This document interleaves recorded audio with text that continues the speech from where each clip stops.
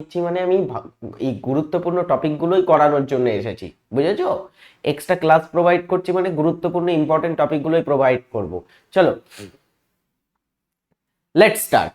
তো ভারত পরিচিতির আমরা লাস্ট ক্লাসে কি পড়েছিলাম? ভারত পরিচিতির লাস্ট ক্লাসে আমরা পড়েছিলাম আমাদের ভারতের ভূমিরূপ সম্পর্কে।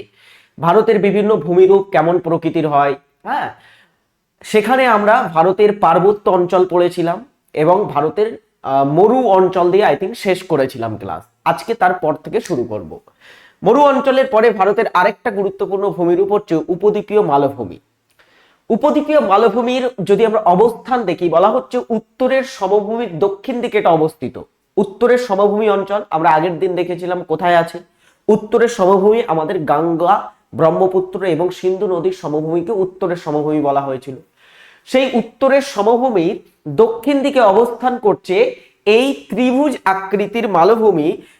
এটাকেই আমরা কিন্তু বলছি কি, এটাকেই আমরা বলছি উপদ্বীপীয় মালভূমি বা দাক্ষিণাত্য মালভূমি। এটাকে কি বলা হচ্ছে? উপদ্বীপীয় মালভূমি। মানে আমাদের যে ভারতের এই অংশটা আছে না, এটাকে উপদ্বীপ বলা হয়। কেন উপদ্বীপ বলা হয়? উপদ্বীপ আমরা বলি এই কারণেই, একটা উপদ্বীপের বৈশিষ্ট্য হচ্ছে যার তিন দিকে জলভাগ থাকবে। Excuse me.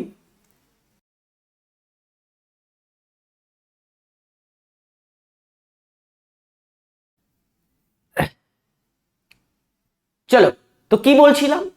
আমাদের উপদ্বীপ বলতে কি বোঝাতে হবে? উপদ্বীপ বলতে আমরা বুঝি যার তিন দিকে জলভাগ আছে সেটাকে আমরা উপদ্বীপ বলবো। এখন ভারতের তিন দিকে কিন্তু জলভাগ আছে। ভারতের যে এই অংশটা, এর তিন দিকে জলভাগ কি কি আছে? পশ্চিম দিকে গেলে আমরা পাবো আরব সাগর, পূর্ব দিকে বঙ্গোপসাগর, আর দক্ষিণ দিকে ভারত মহাসাগর। তো তিন দিকে জলভাগ আছে, এই কারণে এটাকে আমরা কি বলবো? এটাকে আমরা বলবো উপদ্বীপ। তো এই যে ভারতীয় উপদ্বীপ, এই ভারতীয় উপদ্বীপটা বেশিরভাগ অঞ্চল মালভূমি দ্বারা বেষ্টিত। এই অঞ্চলে মালভূমির তিন দিকে পাহাড় আছে। আবার এই মালভূমির তিন দিকে কি আছে? পাহাড় বা পর্বত আছে। পশ্চিম ঘাট, পূর্ব ঘাট, নীলগিরি পাহাড়, সাতপুরা পাহাড়। তো তিন দিকে পাহাড় আছে। বলা হচ্ছে উত্তরের কাছে আরাবল্লী, বিন্ধ্য এবং সাতপুরা পাহাড় আছে। এর উত্তর দিকে কি আছে? বলা হচ্ছে এর উত্তর দিকে বিন্ধ্য পর্বত, সাতপুরা পর্বত এবং আরেকটা হচ্ছে আরাবল্লী পর্বত। তিনটে এখানে পর্বতমালা আমরা দেখতে পাই, যেটা নিয়ে আমরা অবশ্যই আলোচনায় আসব। এরপরে দেখো, পশ্চিম দিকে পশ্চিমঘাট পর্বত, দক্ষিণ দিকে নীলগিরি পর্বত এবং আন্নামালাই পর্বত, পালিনী পর্বত প্রভৃতি পর্বত আছে। আর পূর্ব দিকে পূর্বঘাট পর্বতমালা আছে। সমগ্র অঞ্চলটির গড় উচ্চতা 600 থেকে 900 মিটারের মধ্যে এবং পশ্চিম থেকে পূর্ব দিকে ভূমির উচ্চতা ক্রমশ কমে গেছে। তো পশ্চিম থেকে পূর্ব দিকে এর কিন্তু একটা ঢাল আছে। এইবারে দেখো এখান থেকে গুরুত্বপূর্ণ পয়েন্ট কি কি আমরা পাচ্ছি। মনে করো এই অংশটা হচ্ছে আমাদের উপদ্বীপীয় মালভূমি। এর চারিদিকে কিন্তু পর্বতমালা আছে। তুমি যদি এর উত্তর দিকে যাও, দেখবে সেখানে বিন্ধ্য, সাতপুরা, আরাবল্লী এই ধরনের পর্বতগুলো আছে। ওকে, তারপরে যদি আমরা দেখি এর দক্ষিণ দিকে যদি আমরা যাই, সেখানে আছে নীলগিরি পর্বত। তারপরে এর যদি আমরা পশ্চিম দিকে যাই, সেখানে পাবো আরাবল্লী পশ্চিমঘাট পর্বত, আর পূর্ব দিকে পূর্বঘাট পর্বত। এটাই হচ্ছে আমাদের উপদ্বীপীয় মালভূমি অঞ্চল। এর ভিতরে আমাদের উপদ্বীপীয় মালভূমিটা পড়ে যাচ্ছে। এইবারে দেখো গুরুত্বপূর্ণ এখান থেকে কিছু প্রশ্ন হতে পারে। এই যে উপদ্বীপীয় মালভূমি, এই উপদ্বীপীয় মালভূমির আবার দুটো ভাগ। প্রথম ভাগ হচ্ছে মধ্যভাগের উচ্চভূমি, যার মধ্যে আমরা ছোটনাগপুর মালভূমি, তারপরে বুন্দেলখণ্ড, বাগেলখণ্ড এই ধরনের মালভূমিগুলো পেয়ে থাকি। আরেকটা হচ্ছে দাক্ষিণাত্য মালভূমি। দাক্ষিণাত্য মালভূমিটা উপদ্বীপীয় মালভূমির সব থেকে বড় অংশ এবং আমাদের ভারতের সব থেকে বড় মালভূমি। তো কি বলছি? দাক্ষিণাত্য মালভূমি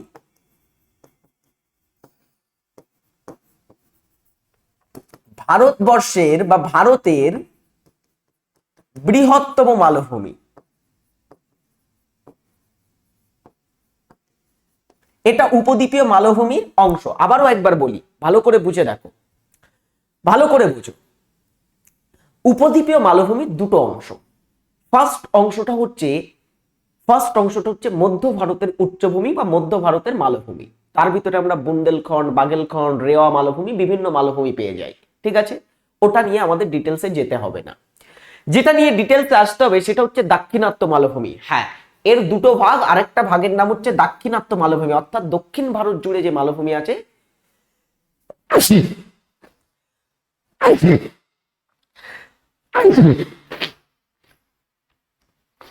তো দক্ষিণ ভারত জুড়ে যে মালভূমি আছে সেটাকে আমরা বলে থাকি কি দাক্ষিণাত্য মালভূমি অঞ্চল। এই দাক্ষিণাত্য মালভূমি অঞ্চলটা এটা ব্যাসল্ট শিলা দ্বারা গঠিত। দাক্ষিণাত্য মালভূমি কি দ্বারা গঠিত? এটা হচ্ছে ব্যাসল্ট শিলা দ্বারা গঠিত।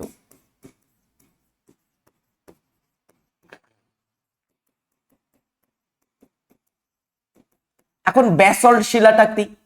ব্যাসল্ট শিলাটা হচ্ছে একটা আগ্নেয় শিলার নাম। আগ্নেয় শিলা মানে অগ্নি উৎপাতের ফলে যে শিলা তৈরি হয় তাকে আগ্নেয় শিলা বলি। তো ব্যাসল্ট একটা আগ্নেয় শিলা, সেই আগ্নেয় শিলা ব্যাসল্ট দ্বারা কিন্তু এই দাক্ষিণাত্য মালভূমিটা তৈরি হয়েছে। এই দাক্ষিণাত্য মালভূমির আবার তিনটা অংশ আছে, মহারাষ্ট্র মালভূমি, তেলেঙ্গানা মালভূমি আর কর্ণাটক মালভূমি। এর ভিতরে যে মহারাষ্ট্র মালভূমি আছে সেই মহারাষ্ট্র মালভূমিতে এরকম আমরা ধাপ ধাপ দেখতে পাই, ধাপ ধাপ দেখতে পাই, বুঝেছো? ধাপ ধাপ ধাপ ধাপ দেখতে পাই এই মালভূমি অংশটাই। তো এই কারণে এই অংশটাকে বলা হয় ডেকান ট্রাপ। তো দাক্ষিণাত্য মালভূমির আরেকটা নাম কি? এর আরেকটা নাম হচ্ছে একে ডেকান ট্রাপ বলা হয়।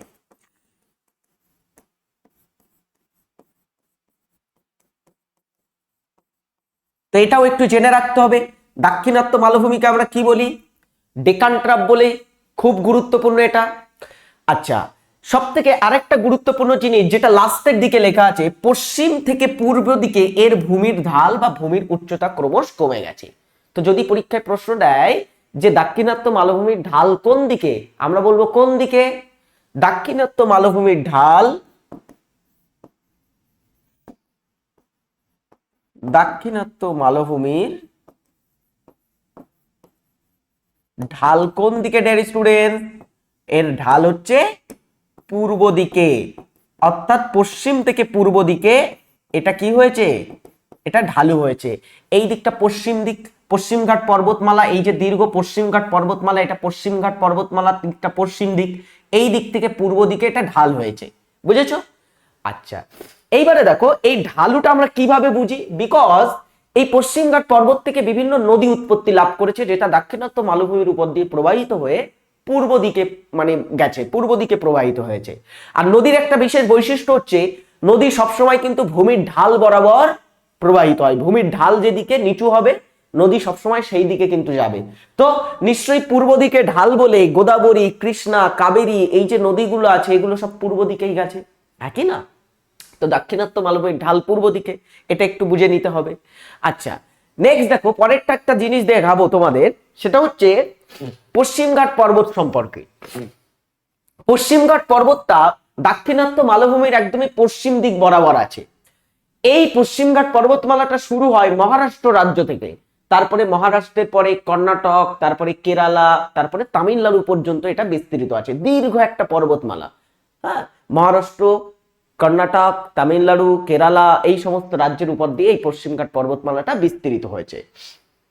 এই পশ্চিমঘাট পর্বতমালা খুব গুরুত্বপূর্ণ।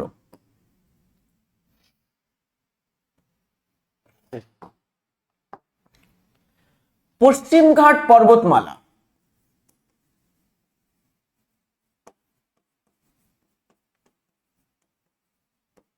পশ্চিমঘাট পর্বতমালাকে আমরা আরেকটা নাম দিয়ে থাকি, এর আরেকটা নাম আছে, এর আরেকটা নাম হলো সহ্যাদ্রি।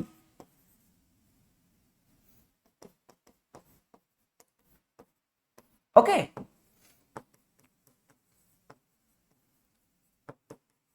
তো পশ্চিমঘাট পর্বতের আলাদা আরেকটা নাম কি আছে? পরীক্ষায় প্রশ্ন আসলে কি বলবে? সহ্যাদ্রি হচ্ছে পশ্চিমঘাট পর্বতের আরেকটা নাম। এই পশ্চিমঘাট পর্বতের একটা খুব উঁচু পর্বত শৃঙ্গ আছে যার নাম হচ্ছে আনাইমুদি।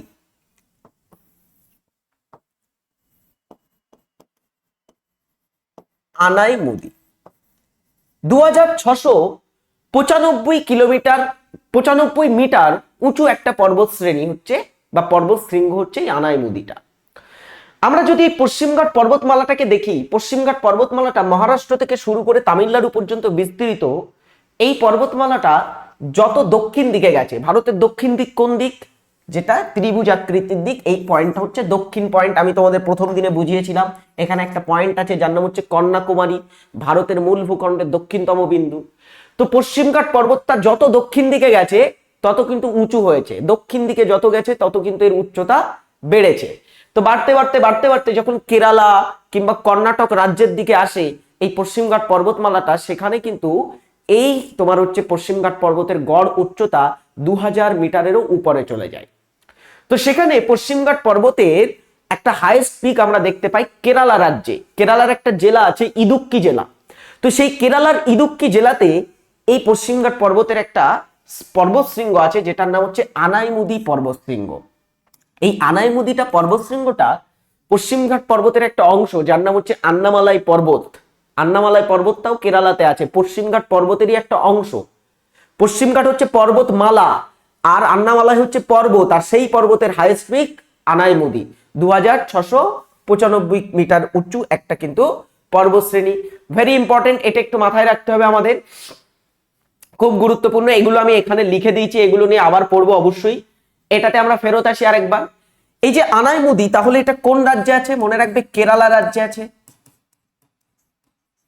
কেরালায় আছে। এই আনাইমুদিটা হচ্ছে পশ্চিমঘাটের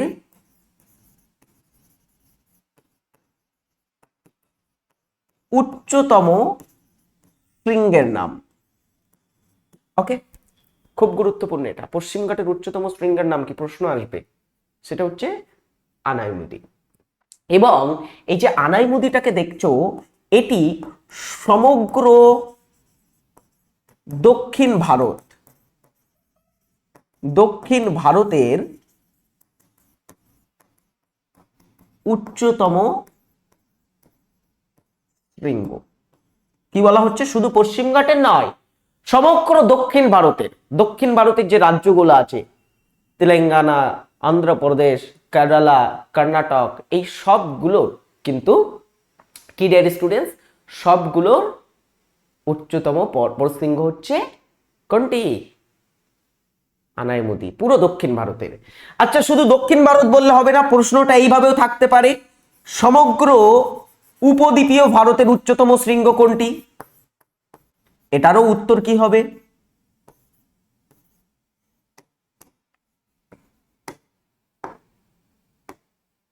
সমগ্র উপদ্বীপীয় ভারতের উচ্চতম শৃঙ্গ বললেও আমরা বলবো কোনটি? সেটি হচ্ছে এই পর্বতশ্রেণীটা, যার নাম হচ্ছে আনাইমুদি পর্বতশ্রেণী। বুঝেছো? এবং এই যে পশ্চিমঘাট পর্বতমালা, এটা কিন্তু ভারতের একটা জীববৈচিত্র্য হটস্পট। জীববৈচিত্র্য হটস্পট মানে যে অঞ্চলে খুব বেশি পরিমাণে জীববৈচিত্রিক বৈশিষ্ট্য দেখতে পাওয়া যায়, সেটাকে জীববৈচিত্র্য হটস্পট বলা হয়। ভারতের 4টে জীববৈচিত্র্য হটস্পট আছে, তার মধ্যে একটা হচ্ছে এই পশ্চিমঘাট পর্বতমালা। এই পশ্চিমঘাট পর্বতমালাকে 2012 সালের দিকে ভারতের একটা ওয়ার্ল্ড হেরিটেজ সাইট হিসেবে ঘোষণা করেছিল ইউনেস্কো। ইউনেস্কো হচ্ছে একটা ইন্টারন্যাশনাল অর্গানাইজেশন, যারা বিভিন্ন স্থানকে কিন্তু হেরিটেজ সাইট বা ঐতিহ্যবাহী স্থান হিসেবে ঘোষণা করতে পারে। তো 2012 সালের দিকে পশ্চিমঘাটকে ঐতিহ্যবাহী স্থান ঘোষণা করা হয়েছিল। যাই হোক, পরেরটাতে আমরা আসবো। পশ্চিমঘাট হয়ে গেল। পশ্চিমঘাট যখন হলো, তাহলে আরেকটা জিনিস বলে রাখি পূর্বঘাট সম্পর্কে। পশ্চিমঘাট বললাম, তাহলে পূর্বঘাট কেন বাদ যাবে? পূর্বঘাট থেকে তেমন কিছু জানতে হবে না, পূর্বঘাট থেকে এতটুকুই জেনে রাখবে, এটার অপর একটা নাম হচ্ছে, এর অন্য নাম হচ্ছে মলয়াদ্রি। তো পশ্চিমঘাটকে আমরা কি বলছি? পশ্চিমঘাটকে আমরা বলছি সহ্যাদ্রি, আর এটাকে কি বলছি? মলয়াদ্রি বলছি। এই পূর্বঘাট পর্বতমালাকে, পূর্বঘাট পর্বতমালার উচ্চতম শৃঙ্গের নাম জিন্দাগাদা।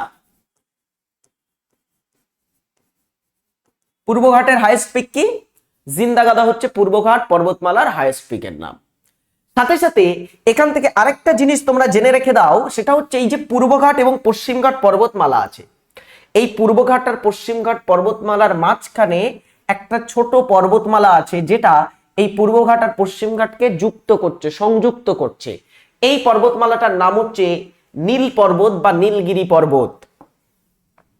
তো পূর্বঘাট ও পশ্চিমঘাটকে সংযুক্ত করে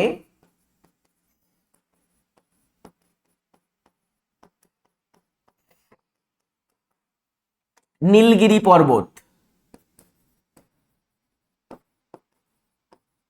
নীলগিরি পর্বত, এটা একটু জেনে রাখবে। পূর্ব ঘাট আর পশ্চিম ঘাটের মাঝখানে তাহলে কোন পাহাড় আছে? আমরা বলবো নীলগিরি পাহাড়। ভেরি ইম্পর্টেন্ট, খুব গুরুত্বপূর্ণ এটা।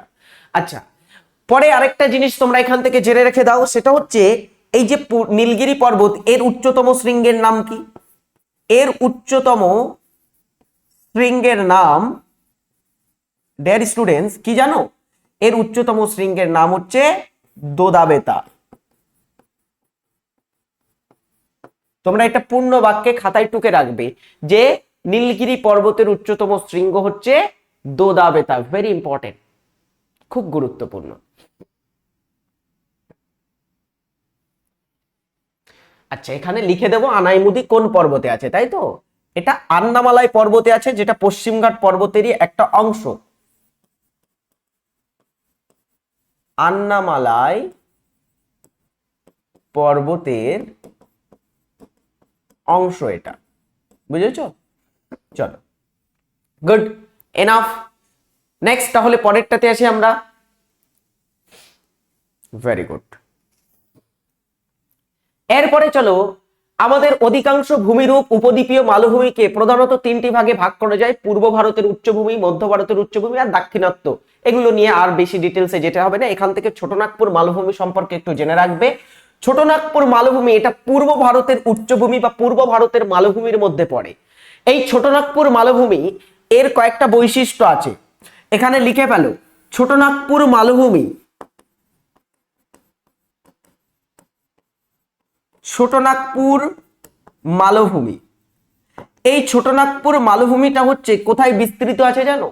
ঝাড়খণ্ড এবং ওয়েস্ট বেঙ্গল জুড়ে বিস্তৃত এই মালভূমিটা। ঝাড়খণ্ড, ওয়েস্ট বেঙ্গল, ছত্তিশগড় রাজ্য থেকে শুরু করে বিস্তৃত আছে এই ছোটনাগপুর মালভূমিটা। ছোটনাগপুর মালভূমিটা এটা একটা ব্যবচ্ছিন্ন মালভূমি, ব্যবচ্ছিন্ন মালভূমি। চলো ছোট করে একটু তোমাদের বুঝিয়ে দিই মালভূমির শ্রেণী বিভাগ। আচ্ছা, আজকের ক্লাসে আমি কয়েকটা জিনিস তাহলে তোমাদের একটু বুঝিয়ে দিই ক্লাসে যাওয়ার আগে। পর্বতের আমরা চারটে ভাগ করেছিলাম ডিয়ার স্টুডেন্টস, হ্যাঁ কি না? পর্বতকে আমরা কতগুলি ভাগ করেছিলাম? বিভিন্ন প্রকারের ভূমিরূপটা একটু তোমাদের এখানে কনসেপ্ট ক্লিয়ার করে দিই, তাহলে বুঝতে পারবেন অনেকে। পর্বতের ভাগ কতগুলি? পর্বত এর ভাগ ছিল কতগুলি? চারটি। প্রথমত এক নম্বরে ছিল কি? এক নম্বরে ছিল ভাঁজ পর্বত বা ভঙ্গিল পর্বত। ভঙ্গিল পর্বত, উদাহরণ কি বলেছিলাম ভঙ্গিল পর্বতের? হিমালয় পর্বতমালা, রকি পর্বতমালা, অলস পর্বতমালা, এগুলো সব ভঙ্গিল পর্বতের মধ্যে পড়ে। তারপরে চলে আসো আগ্নেয় পর্বত। আগ্নেয় পর্বত, আচ্ছা আগ্নেয় পর্বতের উদাহরণ কি ডিয়ার স্টুডেন্টস? আগ্নেয় পর্বতের উদাহরণ কি? ভারতের ব্যারেন, নারকোন্ডাম, জাপানের ফুজিয়ামা, ইটালির স্ট্রমলি, ভিসুভিয়াস, এইগুলো হচ্ছে সব আগ্নেয় পর্বতের মধ্যে পড়ে। হাওয়াই দ্বীপপুঞ্জের মৌনা লোয়া আগ্নেয় দ্বীপপুঞ্জের আগ্নেয় পর্বতের মধ্যে পড়ে। ওকে, এটনা, একদমই মাউন্ট এটনা বা আফ্রিকার মাউন্ট কিলিমানজারো, এগুলো সব হচ্ছে আগ্নেয় পর্বতের মধ্যে পড়ছে। আচ্ছা, নেক্সট দেখেছিলাম আমরা স্তূপ পর্বত। স্তূপ পর্বত কি কি আছে? আমাদের ভারতের মধ্যে আছে সাতপুরা বিন্ধ্য স্তূপ পর্বত। আর তুমি যদি ফ্রান্সে যাও, ফ্রান্সে একটা স্তূপ পর্বত দেখতে পাবো, ফ্রান্সের ভোজ বলে একটা স্তূপ পর্বত আছে। ঠিক আছে, ফ্রান্সে কি আছে উদাহরণ লিখে রাখবে। ফ্রান্সে আছে ভোজ, একটা স্তূপ পর্বত। আর ভারতে কি কি আছে? ভারতে সাতপুরা বিন্ধ্য। আচ্ছা, আরেকটা পর্বত কি বলেছিলাম? আরেকটা পর্বত বলেছিলাম আমি সঞ্চয়জাত পর্বত। আচ্ছা, সঞ্চয়জাতটাই আগ্নেয় পর্বত, মাফ করবে। আরেকটা হচ্ছে অবশিষ্ট পর্বত বা ক্ষয়জাত পর্বত। ক্ষয়জাত পর্বত মানে যে পর্বতটা ক্ষয়প্রাপ্ত হয়েছে, যেমন আরাবল্লী পর্বত একটা ক্ষয়জাত পর্বতের মধ্যে পড়ে থাকে। ওকে, ক্ষয়জাত পর্বত। এটা তো গেল আমাদের পর্বতের ভাগ। এবারে চলো পর্বতের পরে আমরা একটু মালভূমিটা সম্পর্কে দেখি। মালভূমি, মালভূমির কি কি ভাগ আছে? মালভূমির অনেকগুলো ভাগ আছে। মালভূমির প্রধানত একটা ভাগ যদি আমরা দেখি, মালভূমিকে অনেকগুলো ভাগে ভাগ করা যায়। যেমন মালভূমির, আচ্ছা স্যার একজন বলছে স্যার এগুলোর উদাহরণটা লিখে দিন, সব লিখে দেওয়া আছে, আগের দিনের ক্লাস আমি লিখে দিয়েছিলাম, ঠিক আছে, এই কারণে আজকে আর লিখিনি, এগুলোর উদাহরণ থেকে প্রশ্ন আসবে, ঠিক আছে, ঠিক আছে, যেমন বলছো তাহলে আমি লিখেই দিই, না হলে অনেকে বুঝতে পারবে না, ঠিক আছে আমি লিখে দিই, একটু টাইম দাও আমাকে, লিখে দিই উদাহরণগুলো লিখে দিই। হ্যাঁ, ভঙ্গিল পর্বত কি কি আছে? ভঙ্গিল পর্বত হচ্ছে আল্পস পর্বত, রকি পর্বত, হিমালয় পর্বত, আন্দিজ পর্বত, এগুলো হচ্ছে এর মধ্যে পড়ে। আগ্নেয় পর্বতের মধ্যে মৌনা লোয়া হাওয়াই দ্বীপপুঞ্জে আছে, মৌনা লোয়া আছে, আর কি আছে, ব্যারেন, আচ্ছা, তারপরে হচ্ছে ফুজিয়ামা, এগুলো হচ্ছে আগ্নেয় পর্বত। স্তূপ পর্বতের মধ্যে আমরা পাবো ফ্রান্সের ভোজ, ভারতের সাতপুরা বিন্ধ্য, এই কয়েকটা মনে রাখলেই হবে, সাতপুরা বিন্ধ্য, এগুলো হচ্ছে স্তূপ পর্বতের মধ্যে পড়ছে। ক্ষয়জাত পর্বত হচ্ছে আরাবল্লী পর্বত।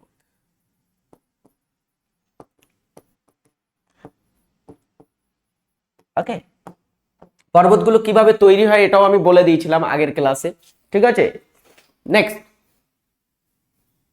নেক্সট চলো এরপরে চলে আসি মালভূমিতে। মালভূমিরও এরকম অনেকগুলো ভাগ আছে, যেমন মালভূমির একটা ভাগ হচ্ছে মহাদেশীয় মালভূমি।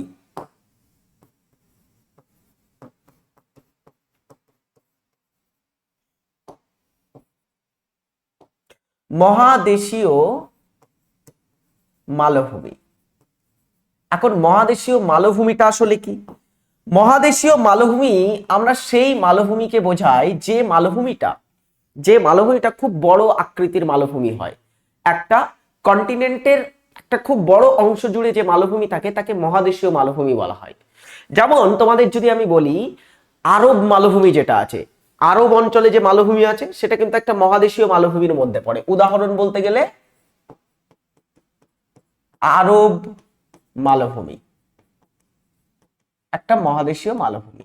গুড, আচ্ছা, এরপরে চলো আরেকটা মালভূমি সম্পর্কে আমরা দেখে রাখবো, যেটা হচ্ছে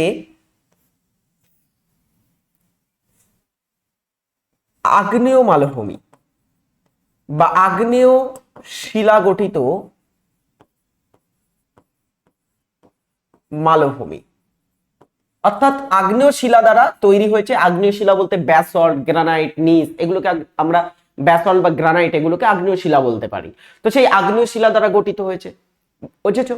একদমই। তো এই যে আগ্নেয় শিলা দ্বারা গঠিত একটা মালভূমি হচ্ছে কি, সেটা হচ্ছে আমাদের দাক্ষিণাত্য মালভূমি।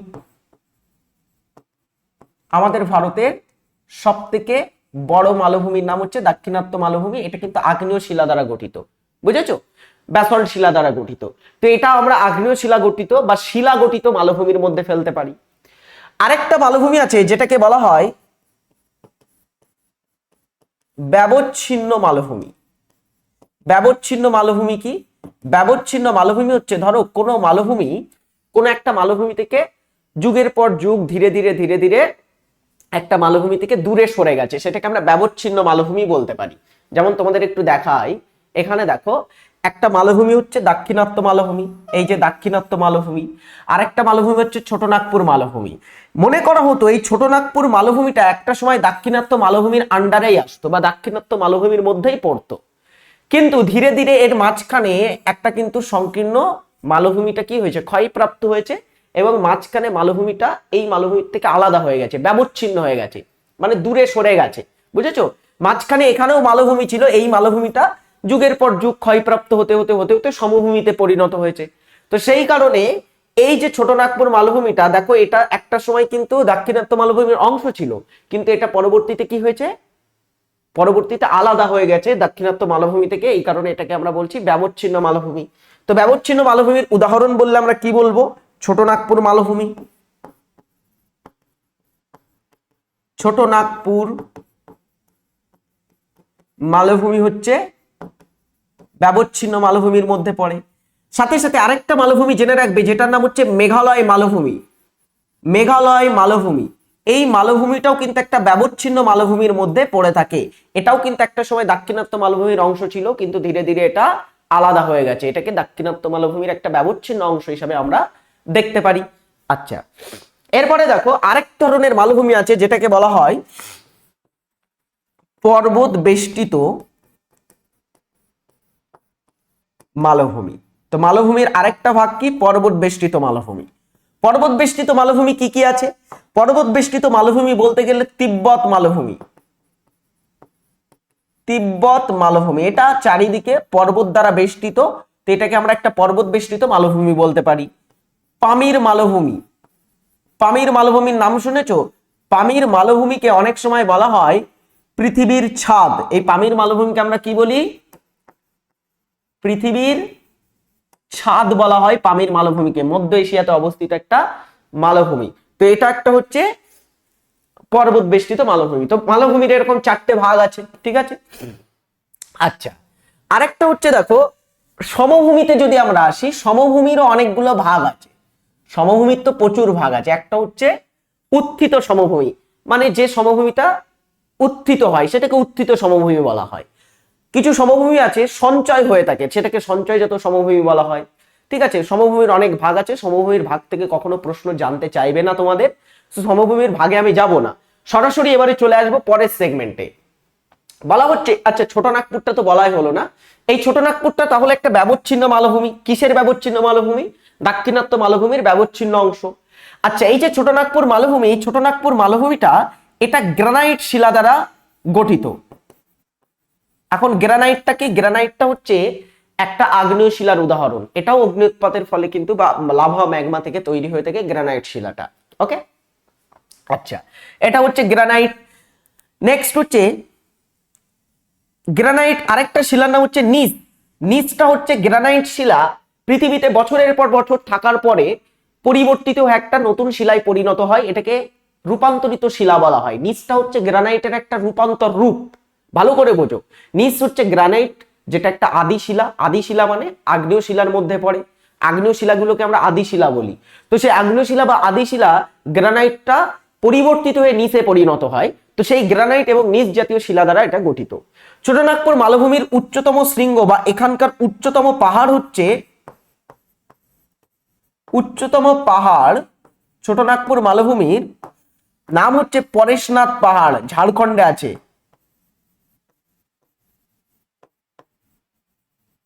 পরেশনাথ পাহাড় ঝাড়খণ্ডে আমরা দেখতে পাবো। বুঝেছো? এই কয়েকটা জিনিস ছোটনাগপুর মালভূমি থেকে জেনে রেখে দিতে হবে। চলো এরপরে আসি আমরা কোনটাতে আসবো, এটাতে। উপদ্বীপীয় মালভূমিতে এখনোই আছি আমরা। দাক্ষিণাত্য মালভূমি অঞ্চল উল্লেখযোগ্য পার্বত্যগুলো হচ্ছে, এই অঞ্চলের উল্লেখযোগ্য পর্বতগুলি পশ্চিমঘাট, পূর্বঘাট, সাতপুরা, নীলগিরি, এই তিনটে প্রধানত পাহাড় আছে। এছাড়া মহারাষ্ট্র মালভূমি, কর্ণাটক মালভূমি, তেলেঙ্গানা মালভূমি নিয়ে এটা গঠিত। বুঝেছো? আর পূর্বঘাট পশ্চিমঘাট নিয়ে বলে দিলাম আমি তোমাদের। এইবারে চলো কিছু পর্বত শৃঙ্গ সম্পর্কে দেখা যাক। কেটু বা গডইন অস্টিন, এটা নিয়ে আমরা আগের দিন পড়েছিলাম। কেটু বা গডউইন অস্টিন এটা উপদ্বীপীয় মালভূমির অংশ নয়, তবু এই জিনিসটা আমি এখানে তোমাদের লিস্টে একটু রেখেছি।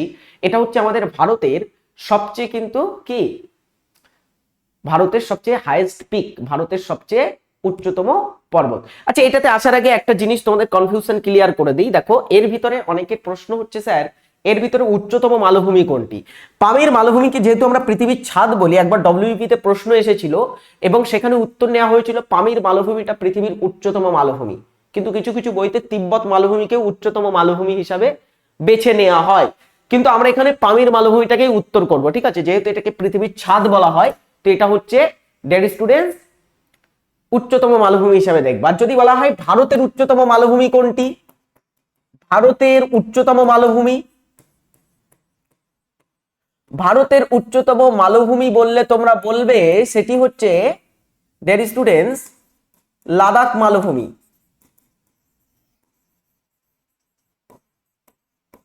লাদাখ মালভূমি, বুঝেছো? নেক্সট দেখি কি আছে। নেক্সট হচ্ছে কিছু আমাদের ভারতের উচ্চতম শৃঙ্গ সম্পর্কে আমরা দেখি। প্রথমে হচ্ছে কেটু বা গডউইন অস্টিন, এটা কারাকোরাম পর্বতে অবস্থিত আছে।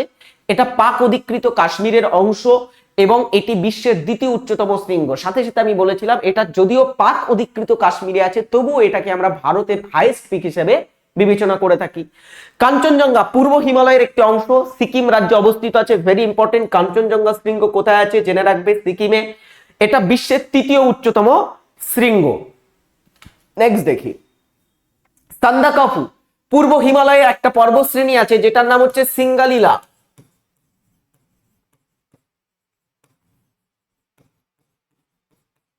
সিঙ্গালিলা পর্বতশ্রেণীর একটা অংশ। এই সান্দাকফুটা আমাদের ওয়েস্ট বেঙ্গলের হাইয়েস্ট পিক। আমাদের পশ্চিমবঙ্গে উচ্চতম শিখরের নাম কি? সান্দাকফু। 3636 মিটার উঁচু এই সান্দাকফুটা, এটা দার্জিলিং ডিস্ট্রিক্টে অবস্থিত আছে। ধূপগড় সাতপুরা পর্বতের হাইয়েস্ট পিক। বলছিলাম না সাতপুরাটা হচ্ছে একটা কি? সাতপুরাটা হচ্ছে একটা ডেড স্টুডেন্ট কেমন পর্বত? স্যার পিডিএফ এ কি দিবেন? সব দেবো, এইগুলো যা লিখেছি সব পিডিএফ এ থাকবে, সব থাকবে, সব থাকবে। এক জায়গায় পড়েছিলাম 3630, ভুল লেখা আছে, 3636 হবে। এটা অফিসিয়াল ওয়েবসাইট থেকে নিয়েছি আমি, পশ্চিমবঙ্গ সরকারের অফিসিয়াল ওয়েবসাইটে ওটাই দেওয়া আছে 3636, মানে সরকারি ওয়েবসাইটে যেটা দেওয়া আছে নিশ্চয়ই ঠিকই দেওয়া আছে। আচ্ছা, সাতপুরা স্তূপ পর্বত, এটার হাইয়েস্ট পিক হচ্ছে ধূপগড়, ভেরি ইম্পর্টেন্ট। পরেশনাথ পাহাড়ের হাইয়েস্ট পিক হচ্ছে ছোটনাগ। পরেশনাথ পাহাড়, এটা উল্টো লেখা হয়ে গেছে, বুঝেছো? আচ্ছা, পরেশনাথ পাহাড় ছোটনাগপুর মালভূমির হাইয়েস্ট পিক, না ঠিকই লেখা আছে। গুরু শিখর, ভেরি ইম্পর্টেন্ট। আরাবল্লী পর্বত, এই যে আমরা বারবার আরাবল্লী পর্বত সম্পর্কে বলছি, আরাবল্লী পর্বতটা কি? আরাবল্লী পর্বতটা হচ্ছে একটা আমাদের ভারতের ক্ষয়জাত পর্বত এবং একটা প্রাচীন ভঙ্গিল পর্বত। এটা কিন্তু প্রাচীন একটা পর্বত, তাই তো? প্রাচীন পর্বত, আমাদের ভারতের সব থেকে প্রাচীনতম পর্বত হচ্ছে এই আরাবল্লী পর্বত। হাইয়েস্ট পিক হচ্ছে কি? হাইয়েস্ট পিক গুরু শিখর। আনাইমুদি পশ্চিমঘাট পর্বতের হাইয়েস্ট পিক। এই কয়েকটা ইম্পর্টেন্ট জিনিস একটু জেনে রেখে দেবে, ভেরি ভেরি ইম্পর্টেন্ট। আমাদের আপকামিং পরীক্ষাতে এখান থেকে প্রশ্ন আসতে পারে। নেক্সট চলে আসো উপকূলীয় সমভূমি অঞ্চল। উপকূলীয় সমভূমি অঞ্চল, আমাদের ভারতের যে উপকূল অঞ্চল আছে, উপকূল অঞ্চল মানে বুঝতে পারছো কোস্ট অঞ্চল। এখানে সমুদ্র আছে না, একদিকে হচ্ছে আরব সি, আরাবিয়ান সি, আর একদিকে আছে বে অফ বেঙ্গল, অর্থাৎ আমাদের কিডের স্টুডেন্ট বঙ্গোপসাগর, আর একদিকে আছে ইন্ডিয়ান ওশেন বা ভারত মহাসাগর। এখন এই তিন দিকে ভারতের কি আছে? সমুদ্র আছে। তো তিন দিকে যে সমুদ্র আছে, এই সমুদ্রের তীরবর্তী অঞ্চলে কিছু রাজ্য আছে। আমাদের ভারতের 9টি রাজ্য সমুদ্র তীরবর্তী অঞ্চলের মধ্যে পড়ে, ঠিক আছে? 9টি রাজ্য কি কি? প্রথমে হচ্ছে গুজরাট রাজ্য, এই রাজ্যটাকে আমরা গুজরাট বলি। তারপরে হচ্ছে মহারাষ্ট্র, তারপরে কর্ণাটক, এখানে একটা রাজ্য আছে গোয়া, তারপরে কেরালা, তামিলনাড়ু, অন্ধ্রপ্রদেশ, ওড়িশা এবং পশ্চিমবঙ্গ। 9টি রাজ্য কিন্তু সমুদ্রের তীরবর্তী অঞ্চলে আছে, বুঝেছো? এর ভিতরে গুজরাট, কর্ণাটক, গুজরাট, মহারাষ্ট্র, গোয়া, কর্ণাটক এবং কেরালা, এগুলো পশ্চিম উপকূলে অবস্থিত আছে। পশ্চিম উপকূলের রাজ্য হচ্ছে এগুলো। আচ্ছা, এখানে দেখো পশ্চিম উপকূলে আমরা কিছু সমভূমি দেখতে পাই আর পূর্ব উপকূলে কিছু সমভূমি দেখতে পাই। পূর্ব উপকূলের যে সমভূমি সেগুলো সবই কিন্তু বঙ্গোপসাগরের তীরে, পশ্চিম উপকূলে আরব সাগরের তীরে, তাই তো? এখানে আছে, লিখে দিই, আরব সাগর আছে পশ্চিম উপকূলে। আচ্ছা, আর পূর্ব উপকূলে বঙ্গোপসাগর আছে। বুঝতে অসুবিধা হলে বলতে পারো। এরপরে দেখো পূর্ব উপকূলে আমরা কিছু সমভূমি দেখতে পাই। পূর্ব উপকূল যেগুলো আছে, এই উপকূলগুলোর কিছু নাম আছে। উপকূলগুলো কিন্তু আলাদা আলাদা নাম দেওয়া হয়, ঠিক আছে? যেমন তুমি যদি দেখো পশ্চিম উপকূলের গুজরাট যে উপকূল আছে, সেই গুজরাট উপকূলের দুটো নাম। একটার নাম হচ্ছে কচ্ছ। নাম কি? গুজরাট উপকূলের আবার দুটি ভাগ, একটা হচ্ছে কচ্ছ এবং কাথিয়াবাড়। কচ্ছ এবং কাথিয়াবাড় উপকূল, এই উপকূলগুলো আমরা দেখতে পাবো গুজরাটে। গুজরাটের এই অংশটাকে বলা হয়ে থাকে কচ্ছ, ঠিক আছে? এই যে আমি লাল দাগ দিলাম, এই অংশটাকে বলা হয়ে থাকে কচ্ছ। আর এর মাঝখানে দেখো সংকীর্ণ একটা সাগর আছে, এটাকে বলা হয় কচ্ছ উপসাগর, ঠিক আছে? এর নিচে আছে কাথিয়াবাড়, এই অংশটাকে আমরা বলে থাকি কাথিয়াবাড়, এই অংশটাকে, বুঝেছো? এই যে কার্ভ অংশ, এটাকে কাথিয়াবাড় উপকূল বলা হয়। এই কাথিয়াবাড় উপকূল, এখানে অবস্থিত আছে সংকীর্ণ একটা সমুদ্র, এটাকে বলা হয়ে থাকে কি ডিয়ার স্টুডেন্টস? খাম্বাত উপসাগর। উপসাগর কাকে বলে? যেমন উপদ্বীপের বৈশিষ্ট্য হচ্ছে তিন দিকে জলভাগ থাকবে, তেমনি উপসাগরের বৈশিষ্ট্য হচ্ছে সেই উপসাগরের তিন দিকে সমভূমি থাকবে বা তিন দিকে ভূমি থাকবে, ল্যান্ড থাকবে, সেটাকে উপসাগর বলা হবে। যেমন এর দেখো তিন দিকে কিন্তু ল্যান্ড আছে, একদিকে গুজরাটের এই তিনটে ল্যান্ড দ্বারা এটা বেষ্টিত আছে, আর একদিকে আরব সাগরের সাথে সম্পর্ক আছে। তো এটাকে আমরা কি বলছি? উপসাগর বলছি। এটাকে আমরা উপসাগর বলছি, কচ্ছ উপসাগর। কেন বলছি? এর তিন দিকে স্থলভাগ আছে আর একদিক সমুদ্রের সাথে যুক্ত আছে, এটাকে আমরা বলবো উপসাগর। তো উপসাগর আর উপদ্বীপ বুঝতে পেরেছো। এখন এই গুজরাটের তাহলে দুটো উপকূল কি কি? একটা হচ্ছে গুজরাটের উপকূল তোমার কচ্ছ উপকূল এবং কাথিয়াবাড় উপকূল, আরেকটা হচ্ছে কোঙ্কণ উপকূল। কোঙ্কণ উপকূলটা হচ্ছে মহারাষ্ট্রের উপকূলকে বলা হয়। মহারাষ্ট্র রাজ্যে যে উপকূল রেখা আছে সেটাকে আমরা কি বলবো? সেটাকে আমরা বলে থাকি সাধারণত কোঙ্কণ উপকূল। ওকে, কর্ণাটক রাজ্যের উপকূলকে আরেকটা নাম দেওয়া হয় কানাড়া উপকূল। এটার আলাদা করে জানতে হবে না, এটা জেনে রাখো কর্ণাটকের একটা উপকূল থাকে, এখানে লেখাই আছে কানাড উপকূল। আরেকটা হচ্ছে মালাবার উপকূল, এইটা একটু ভালো করে জেনে রাখতে হবে। মালাবার উপকূলটা হচ্ছে কেরালার উপকূলের নাম। মালাবার উপকূলটা কি? কেরালার উপকূলকে বলা হয়ে থাকে মালাবার উপকূল। Very important. এই মালাবার উপকূলের কিছু বৈশিষ্ট্য জেনে রাখো। এই মালাবার উপকূলে ভারতের প্রথম বৃষ্টিপাত হয়। ভারতে প্রথম বৃষ্টিপাতটা কোথায় হয় জানো? মালাবার উপকূল অঞ্চলে হয়ে থাকে। তো কেরালার উপকূলকে কি বলা হয়? ভেরি ইম্পর্টেন্ট প্রশ্ন আসতে পারে, এটা খুব গুরুত্বপূর্ণ। পরে দেখো পূর্ব উপকূলীয় সমভূমি। পূর্ব উপকূলের সমভূমির মধ্যে আমরা পাবো করমন্ডল উপকূল। করমন্ডল উপকূলটা তামিলনাড়ুর উপকূলকে বলা হয়ে থাকে। তামিলনাড়ুর উপকূলকে আমরা সাধারণত বলে থাকি করমন্ডল উপকূল। উত্তর সরকার উপকূল, এই রিজনটাকে নর্থ সরকার বা উত্তর সরকার বলা হয়। হ্যাঁ, যেটা অন্ধ্রপ্রদেশ রাজ্যে এবং ওড়িশা রাজ্যের কিছু অংশ জুড়ে বিস্তৃত আছে। আরেকটা হচ্ছে উৎকল উপকূল, এটা হচ্ছে ওড়িশার উপকূলকে বলা হয়ে থাকে উৎকল উপকূল।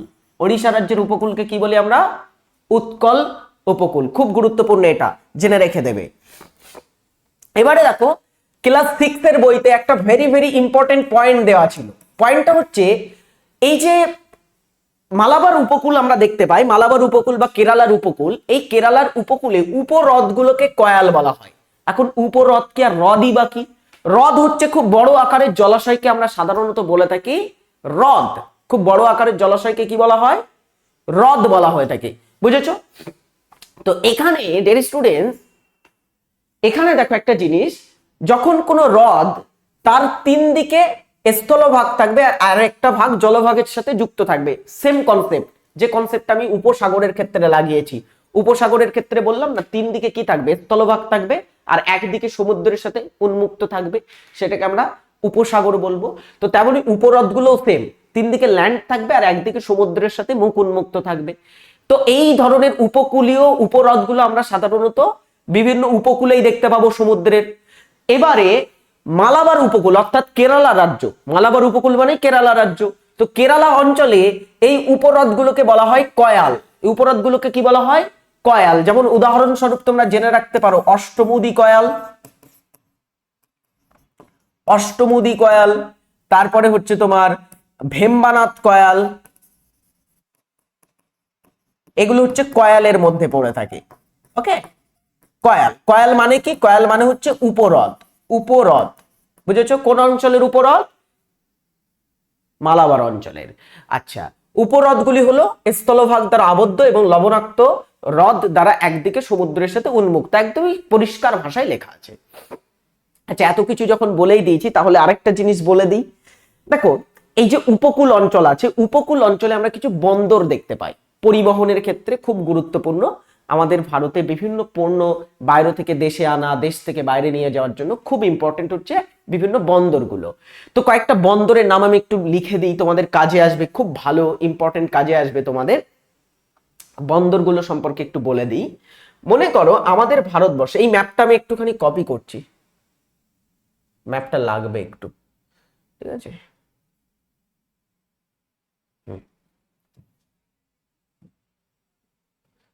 ম্যাপটা একটু লাগবে। ওকে, ঠিক আছে, ঠিক আছে, দেখতে পাচ্ছ? ওকে, আই হোপ দেখতে পাচ্ছ তোমরা। ওকে, দেখো ভারতের ম্যাপের দিকে একটু ফোকাস করো। এই যে ভারতের ম্যাপ আছে, এই ভারতের ম্যাপের 8টি কিন্তু রাজ্য উপকূল রেখায় আছে। এই রাজ্যগুলোতে কিছু বন্দর আছে। বন্দর মানে বুঝতে পারছো, যেখানে জাহাজ জাহাজ বা তরি এসে দাঁড়ায়, সেই অঞ্চলটাকে আমরা বন্দর বলে থাকি। এটিকে ইংরেজিতে আমরা বলে থাকি পোর্ট। পোর্ট। তো বিভিন্ন রাজ্যে আমরা কিছু পোর্ট দেখতে পাই। যেমন তুমি যদি আমাদের গুজরাট রাজ্যে যাও, গুজরাট রাজ্যে একটা পোর্ট দেখতে পাবে যেটার নাম হচ্ছে কান্ডালা বন্দর। গুজরাটের একটা বন্দরের নাম কি? কান্ডালা বন্দর। তো এখানে লিখে ফেলো কয়েকটা ইম্পর্টেন্ট বন্দরের নাম। প্রথমে বন্দরটা হচ্ছে কি? গুজরাট রাজ্যে আছে কান্ডালা বন্দর।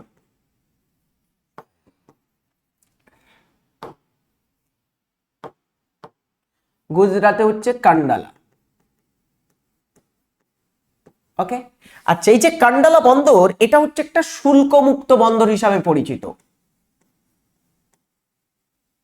শুল্কমুক্ত বন্দর, এটা অনেকেই জানো তোমরা। কোন বন্দরকে শুল্কমুক্ত বন্দর বলা হয়? কান্ডালাকে বলা হয়। এটা গুজরাটে আছে। এরপরে যদি আমরা মহারাষ্ট্র রাজ্যে আসি, মহারাষ্ট্র রাজ্যে কিছু বন্দর আছে। যেমন মহারাষ্ট্র রাজ্যে আমরা কি কি বন্দর পাবো? মহারাষ্ট্র রাজ্যে একটা বন্দর পাবো যেটার নাম হচ্ছে জওহরলাল নেহেরু বন্দর।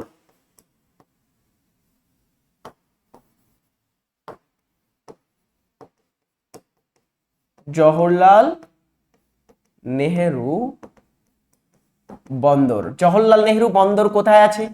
কোথায় আছে ডিয়ার স্টুডেন্টস? মুম্বাইতে আছে। মহারাষ্ট্রের মুম্বাইতে অবস্থিত আছে, মুম্বাই শহরে। ওকে। এটাকে জওহরলাল নেহেরু পোর্ট, জেএনপি বলা হয় তাকে। জওহরলাল নেহেরু পোর্ট বলা হয়, জেএনপি। এর আরো একটা নাম আছে, অন্য নাম হচ্ছে, এর অন্য নাম নভসেবা বন্দর। এর আরেকটা নাম কি? নভসেবা বন্দর বলা হয়ে থাকে এই বন্দরকে। অন্য আরেকটা নাম। বুঝেছো? খুব গুরুত্বপূর্ণ এটা।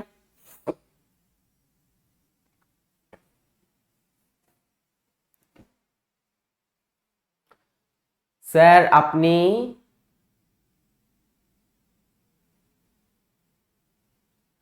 সেকেন্ড ক্লাসে টোটাল দ্রাঘিমা বলেছেন 180টি। একটু দেখবেন না, 180টি বলিনি তো, 181টি বলেছিলাম। 181টি বলেছিলাম। দেখো কিভাবে 181টি দ্রাঘিমা হয় আমি বুঝিয়ে দিই তোমাদের।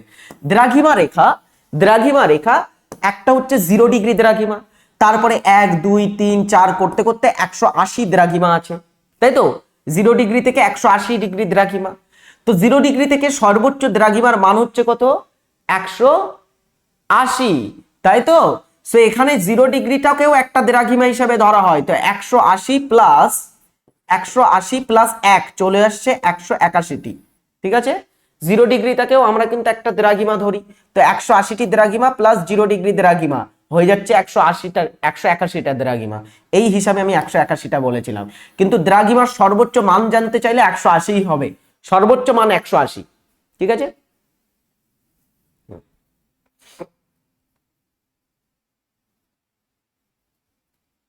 চলো এরপরে দেখো, মহারাষ্ট্রে আরেকটা বন্দর আছে যেটার নাম হচ্ছে, মহারাষ্ট্রে আরো একটা গুরুত্বপূর্ণ বন্দর আছে যার নাম হচ্ছে মুম্বাই বন্দর। মুম্বাই বন্দর। এই মুম্বাই বন্দরটা কোথায় আছে? এটাও মহারাষ্ট্রে আছে। এই মহারাষ্ট্রের যে মুম্বাই বন্দর আছে, এটা হচ্ছে ভারতের সবথেকে বড় বন্দর, ভারতের বৃহত্তম বন্দর। এটা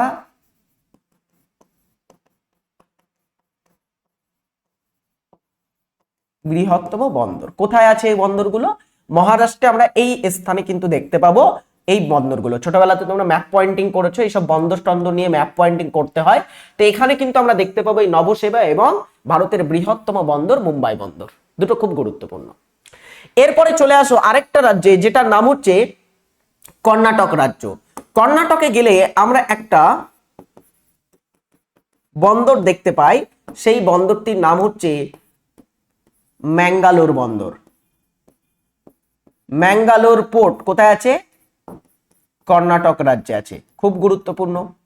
তারপরে তুমি যদি চলে যাও গোয়া রাজ্যে, গোয়াতে একটা বন্দর দেখতে পাবে, জানো? গোয়াতে কি বন্দর আছে? গোয়া রাজ্যে বন্দর আছে যেটা, সেটার নাম হচ্ছে মুরমুগাঁও বন্দর। মুরমুগাঁও বন্দর কোথায় আছে? গোয়া রাজ্যে আছে। লৌহ আকরিক রপ্তানির জন্য খুব ফেমাস মুরমুগাঁও বন্দরটা। আরেকটা রাজ্য এখানে লিখে রাখো, সেটা হচ্ছে কেরালা রাজ্য। কেরালা রাজ্যে একটা বন্দর আছে যেটার নাম হচ্ছে কোচিন বন্দর। ঠিক আছে, কোচি বন্দর। তো এই বন্দরগুলো সব যেগুলো আমি লিখলাম এগুলো না, দেখো সব পশ্চিম উপকূলের বন্দর। গুজরাট, মহারাষ্ট্র, কর্ণাটক, গোয়া এবং কেরালা সবগুলোই কোথায় আছে? পশ্চিম উপকূলে আছে। সবগুলো বন্দর কিন্তু পশ্চিম উপকূলের বন্দর। ওকে, সো এখানে লিখে পেল পশ্চিমের বন্দর বা পশ্চিম উপকূলের বন্দর কোনগুলি? এই বন্দরগুলো হচ্ছে পশ্চিম উপকূলের প্রধান প্রধান বন্দরের মধ্যে পড়ে। ওকে, ঠিক আছে। আচ্ছা, চলো এরপরে আরেকটা জিনিস দেখাই তোমাদের। পশ্চিম উপকূলের বন্দর যখন বললাম, তাহলে একটু পূর্ব উপকূলের বন্দর সম্পর্কে বলি। পূর্ব উপকূলের বন্দর, পূর্ব উপকূলের কি কি বন্দর আছে? পূর্ব উপকূলে আমরা দেখতে পাবো অনেক বন্দর। যেমন তুমি যদি তামিলনাড়ু রাজ্যে যাও, তামিলনাড়ু রাজ্যে গেলে তোমরা দেখতে পাবে এন্নোর বন্দর, এন্নোর বন্দর, চেন্নাই বন্দর, এই ধরনের বন্দরগুলো আছে কোথায়? এগুলো তামিলনাড়ুতে আছে। অন্ধ্রপ্রদেশে আছে, অন্ধ্রপ্রদেশ রাজ্যে অবস্থিত আছে বিশাখাপত্তনম বন্দর, বিশাখাপত্তনম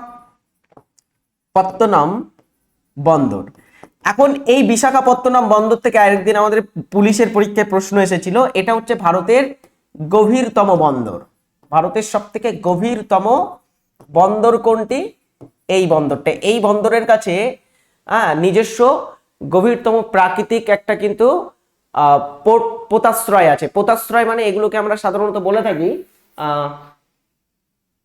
পোতাশ্রয় মানে যেখানে জাহাজ এসে দাঁড়াতে পারে, এই স্থানগুলোকে পোতাশ্রয় বলা হয়। তো প্রাকৃতিক হিসাবে তৈরি হওয়া একটা পোতাশ্রয় আছে কার কাছে? এই বিশাখাপত্তনম, এবং ভারতের সব থেকে গভীরতম বন্দর এটা।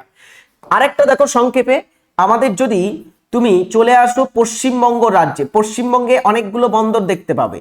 পশ্চিমবঙ্গে তোমরা দেখতে পাবে প্রথমত হলদিয়া বন্দর, হলদিয়া বন্দর। আচ্ছা, আরেকটা হচ্ছে কলকাতা বন্দর। ওকে, এর ভিতরে কলকাতা বন্দরের একটা অপর নাম হচ্ছে শ্যামাপ্রসাদ মুখার্জি বন্দর, শ্যামাপ্রসাদ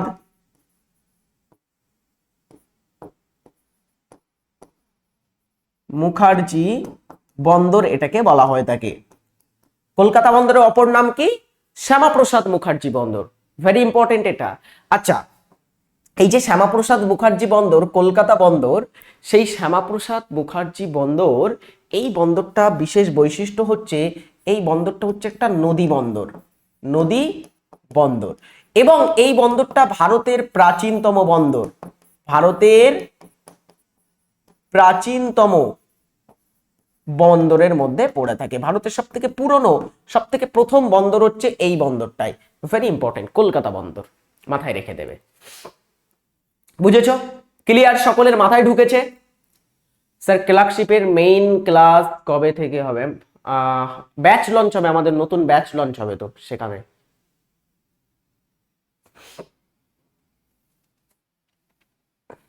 চলো, ভেরি ইম্পর্টেন্ট, বুঝেছো? ক্লিয়ার? কোথাও সমস্যা? আচ্ছা, এখানে একটা জিনিস দেখবে, আমাদের এই হলদিয়া বন্দর এটাও কিন্তু একটা নদী বন্দর, নদী বন্দর। এই কলকাতা বন্দরটা কোথায় আছে? হুগলি নদীর তীরে আছে। হলদিয়া বন্দরটাও কিন্তু হলদিয়া নদী, যেখানে হুগলি নদীর সাথে হলদিয়া নদী, হলদি নদীটা মিশেছে, সেখানে কিন্তু তৈরি হয়েছে এই বন্দরটা। ওকে, খুব গুরুত্বপূর্ণ। চলো, ক্লিয়ার সকলের? এরপরে তাহলে আসি দ্বীপপুঞ্জে। ভারতের দ্বীপপুঞ্জ, ভারতের দ্বীপপুঞ্জ হচ্ছে দুটো ভাগে বিভক্ত। একটা হচ্ছে বঙ্গোপসাগরীয় অঞ্চলের দ্বীপপুঞ্জ, অর্থাৎ যে দ্বীপপুঞ্জগুলো বঙ্গোপসাগরে অবস্থিত আছে এই অঞ্চলটাকে আমরা বঙ্গোপসাগর বা বে অফ বেঙ্গল বলি। এখানে কিছু দ্বীপপুঞ্জ আছে, এটাকে বলা হয়ে থাকে আন্দামান এবং নিকোবর দ্বীপপুঞ্জ। বলা হচ্ছে এখানে প্রায় 572টি দ্বীপ আছে। কতগুলি দ্বীপ আছে? প্রায় 572, 572টি দ্বীপ নিয়ে বঙ্গোপসাগরটা গড়ে উঠেছে, সরি আন্দামান নিকোবর দ্বীপ গড়ে উঠেছে। আন্দামান ও নিকোবর দ্বীপ, আন্দামান ও নিকোবর দ্বীপ এটা ভারতের একটি কেন্দ্রশাসিত অঞ্চল, ভারতের কোনো রাজ্য নয়। এই টেরিটরিটাকে ভারতের সরাসরি কেন্দ্র দ্বারা কিন্তু শাসন করা হয়। এটা ভারতের একটি কেন্দ্রশাসিত অঞ্চল। এই আন্দামান নিকোবর দ্বীপপুঞ্জ এর একটা রাজধানী আছে। এর রাজধানী কি? এর রাজধানীর নাম কি? কে বলতে পারবে? কমেন্ট করো সকলে। আন্দামান নিকোবর দ্বীপপুঞ্জের রাজধানীর নাম কি? ফাল্গুনি বলেছে, খুব ভালো। এই তো ইদ্রিস আলী ভুল বলছে, নাফিসা মন্ডল হচ্ছে না। আর দেখি আলাক্তি কি আলাক্তিকা মন্ডল, আচ্ছা কেউ বলতে পারছে না, একমাত্র ফাল্গুনি ঠিক বলেছে, আর কেউ বলতে পারছে না। অনু ঠিক বলেছে, অনু পেরেছে। আর কে পারো দেখি? যারা যারা পোর্ট ব্লেয়ার বলছো সবার ভুল হচ্ছে। মনোজ ঠিক বলেছে, পোর্ট ব্লেয়ার বললে এখন আর হবে না আমাদের।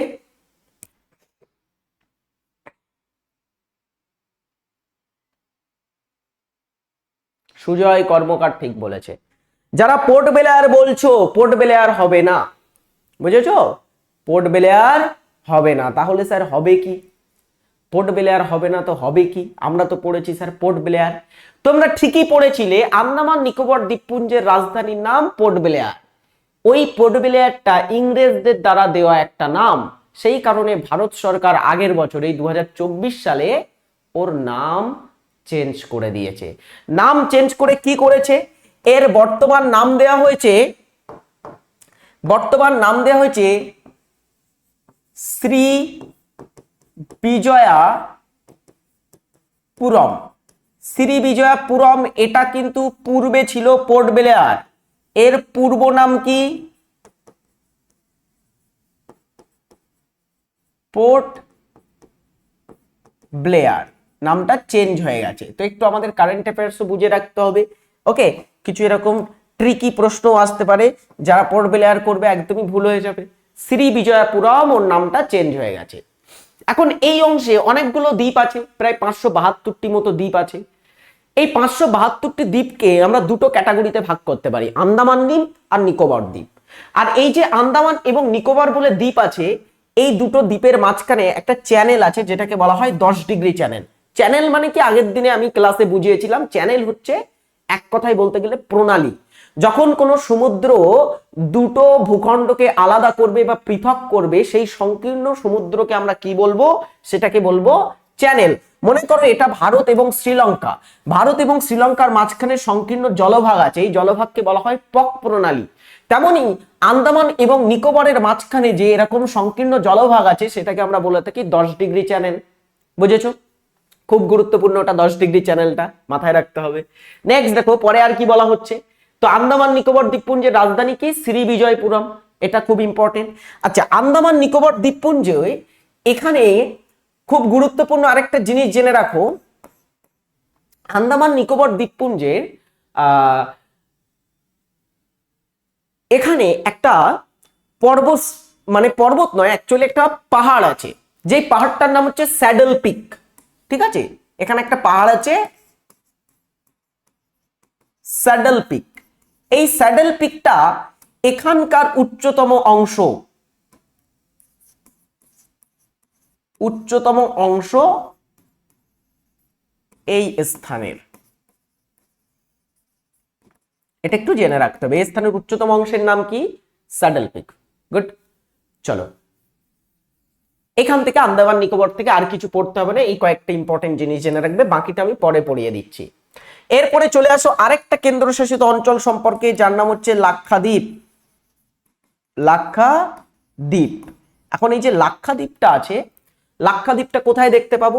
লাক্ষাদ্বীপটা এখানে বলেই দেওয়া আছে, এইটা আরব সাগরীয় অঞ্চলের দ্বীপপুঞ্জ। 36টি ছোট বড় দ্বীপ নিয়ে গড়ে উঠেছে লাক্ষাদ্বীপটা। লাক্ষাদ্বীপটা কি?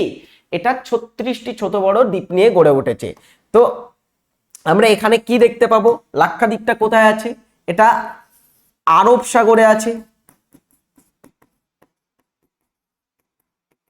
আরব সাগরে আছে। আচ্ছা, আরব সাগরে এই যে লাক্ষাদ্বীপ আছে, এখানে কতগুলি দ্বীপ বলা হয়েছে? 36টি দ্বীপ আছে, 36।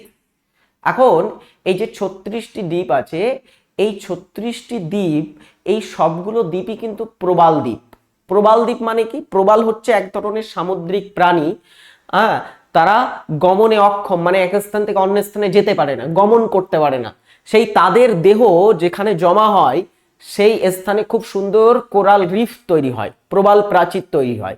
বিশ্বের সব থেকে বড় প্রবাল প্রাচীর আমরা অস্ট্রেলিয়াতে দেখতে পাবো, অস্ট্রেলিয়ার উপকূলীয় অঞ্চলে দেখতে পাবো, দক্ষিণ প্রশান্ত মহাসাগরে সেখানে আছে গ্রেট ব্যারিয়ার রিফ। তেমনি আমাদের ভারতের কোথায় প্রবাল দ্বীপ দেখতে পাই বা কোরাল দ্বীপ দেখতে পাই? জেনে রাখবে, ভারতের ভারতের প্রবাল দ্বীপ দেখা যায় কোন স্থানে? সেটা হচ্ছে লাক্ষাদ্বীপে আমরা দেখতে পাই।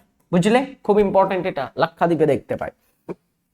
আচ্ছা, এরপরে দেখো আরেকটা জিনিস তোমাদের বলি, এই লাক্ষাদ্বীপের রাজধানীর নাম কি? লাক্ষাদ্বীপের রাজধানী শহরের নাম কি?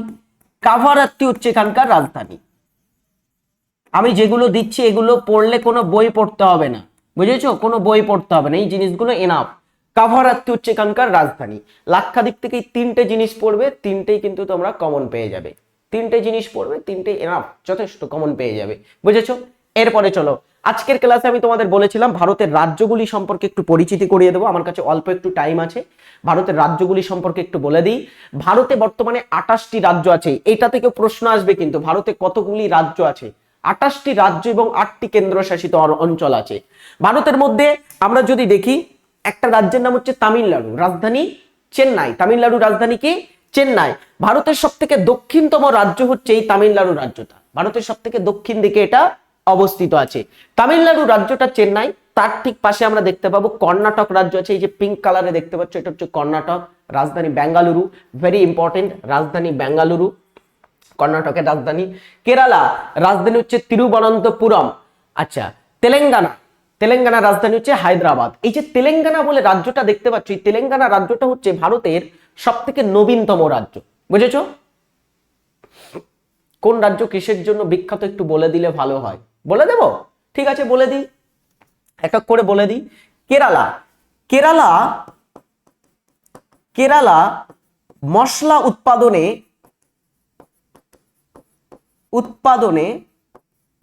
প্রসিদ্ধ, অর্থাৎ কেরালা রাজ্যে খুব ভালো মশলা উৎপাদন হয়। আচ্ছা, তারপরে কর্ণাটক, কর্ণাটক ভারতের বৃহত্তম কফি উৎপাদক, অর্থাৎ সব থেকে বেশি পরিমাণে কফি উৎপাদন করে থাকে কর্ণাটক রাজ্য। এই রাজ্যকে আমরা অনেক সময় বলে থাকি দা কফি স্টেট, অর্থাৎ কফি স্টেট কাকে বলি আমরা? কর্ণাটককে বলি। সব রাজ্য সম্পর্কে বলবো না, কিছু কিছু রাজ্য সম্পর্কে বলছি। তেলেঙ্গানা রাজ্য ভারতের নবীনতম রাজ্য, এটা হচ্ছে নবীনতম রাজ্য তেলেঙ্গানা। এটা একবার বলেছি আমি তোমাদের, তেলেঙ্গানাটা নবীনতম রাজ্য, 2014তে গঠন হয় এই রাজ্যটা। যে রাজ্য ভেঙে গঠন হয়েছিল সেই রাজ্যটার নাম হচ্ছে অন্ধ্রপ্রদেশ। অন্ধ্রপ্রদেশ রাজ্যের একটা বৈশিষ্ট্য হচ্ছে এই রাজ্যটা ভারতের প্রথম ভাষা ভিত্তিক রাজ্য, অর্থাৎ ভারতে প্রথম যেটা ভাষার ভিত্তিতে তৈরি হয় সেই রাজ্যটা হচ্ছে অন্ধ্রপ্রদেশ রাজ্য। 1953 সালে তেলেগু ভাষাভাষী মানুষদেরকে নিয়ে তৈরি করা হয়েছিল অন্ধ্রপ্রদেশ রাজ্য। অন্ধ্রপ্রদেশ রাজ্য স্বাধীনতার আগে মাদ্রাজ বলে একটা প্রেসিডেন্সির কিন্তু অংশ ছিল। মাদ্রাজ প্রেসিডেন্সি খুব বড় একটা প্রেসিডেন্সি ছিল দক্ষিণ ভারতে। ব্রিটিশ ভারতে 3টে প্রেসিডেন্সি খুব বিখ্যাত ছিল, Madras presidency, Bombay presidency, Bengal presidency. এছাড়া north east frontier agency, central presidency, এরকম অনেকগুলো প্রেসিডেন্সি ছিল তোমার ব্রিটিশ ভারতে, পাঞ্জাব প্রেসিডেন্সি ছিল। তো এই যে প্রেসিডেন্সি গুলো ছিল, এই প্রেসিডেন্সি গুলোর মধ্যে অন্ধ্রপ্রদেশ পড়তো। অন্ধ্রপ্রদেশের ভাষা যেহেতু আলাদা, তামিলনাড়ুর ভাষা আলাদা, অন্ধ্রপ্রদেশের ভাষা আলাদা, তো এখানে একজন ব্যক্তি ছিলেন পট্টি শ্রীরামালু বলে একজন ব্যক্তি ছিলেন। তো সেই পট্টি শ্রীরামালু তিনি একটা আলাদা রাজ্য করার উদ্দেশ্যে আমরণ অনশন করেছিলেন এবং 53 দিন অনশন করার পরে তার মৃত্যু ঘটে এবং তার মৃত্যুর পরে অন্ধ্রপ্রদেশকে ভারতের প্রথম ভাষাভিত্তিক রাজ্য হিসাবে গঠন করা হয়। আচ্ছা, এর পরবর্তীতে 1953-তে ভারতের রাজ্য পুনর্গঠন কমিশন বলে একটা কমিশন তৈরি করা হয়েছিল, যেই কমিশনটা পরবর্তীতে আমাদের ভারতের বিভিন্ন রাজ্যগুলোকে কিন্তু তৈরি করে। প্রথমে ভারতের 14টি রাজ্য এবং 6টি কেন্দ্রশাসিত অঞ্চল তৈরি করা হয়েছিল। পরবর্তী ধীরে ধীরে কিন্তু আস্তে আস্তে কি হয়েছে জানো, আস্তে আস্তে ভারতে 28টি রাজ্য এবং 8টি কেন্দ্রশাসিত অঞ্চল তৈরি হয়েছে। ওকে, নেক্সট আমরা পরে যদি এখানে দেখি, প্রথমে এখানে একটু লিখে ফেলো ভাষা তোমার হচ্ছে রাজ্য পুনর্গঠন কমিশন কবে গঠিত হয়। রাজ্য পুনর্গঠন কমিশন গঠন হয়েছিল 1953-তে, 1953 সালে। বুঝেছো, সালটা একটু জেনে রাখবে। নেক্সট চলো পরেরটাতে আমরা আসি, যেটা হচ্ছে গোয়া। আচ্ছা, এখানে আরেকটা জিনিস দেখবে, এই হায়দ্রাবাদে কিন্তু আমরা চারমিনার দেখতে পাই। এটা থেকে অনেক সময় প্রশ্ন আসে যে চারমিনার কোন শহরে আছে, হায়দ্রাবাদে আছে। এবং হায়দ্রাবাদে একজন শাসক ছিলেন কুলি কুতুব শাহ। খাতায় ছোট্ট করে নোট করো সাইডে, কুলি কুতুব শাহ বলে একজন ব্যক্তি হায়দ্রাবাদে চারমিনার তৈরি করেছিলেন। এটা থেকে স্ট্যাটিকের প্রশ্ন আসতে পারে, তোমাদের হিস্ট্রির পার্টের ভিতরেও আসতে পারে প্রশ্ন। বুঝেছো, পরেরটা দেখি। পরে হচ্ছে গোয়া। গোয়া হচ্ছে কি ভারতের ক্ষুদ্রতম রাজ্য। ক্ষুদ্রতম রাজ্য হচ্ছে ভারতের মধ্যে গোয়া রাজ্য। হরিয়ানা রাজ্য ভারতের একটা রাজ্য যার রাজধানী হচ্ছে চণ্ডীগড়। মনে রাখবে, চণ্ডীগড় হচ্ছে দুটো রাজ্যের রাজধানী। চণ্ডীগড় হরিয়ানা এবং পাঞ্জাব দুটো রাজ্যের হচ্ছে রাজধানী হিসাবে পরিচিত এই হরিয়ানাটা, সরি চণ্ডীগড়টা। গুড, পরেরটা দিকে আমরা। ঝাড়খণ্ড রাজ্য পশ্চিমবঙ্গের প্রতিবেশী একটি রাজ্য, রাজধানী হচ্ছে রাঁচি। রাজস্থানের রাজধানী হচ্ছে জয়পুর, খুব গুরুত্বপূর্ণ। রাজস্থান হচ্ছে ভারতের বৃহত্তম রাজ্য।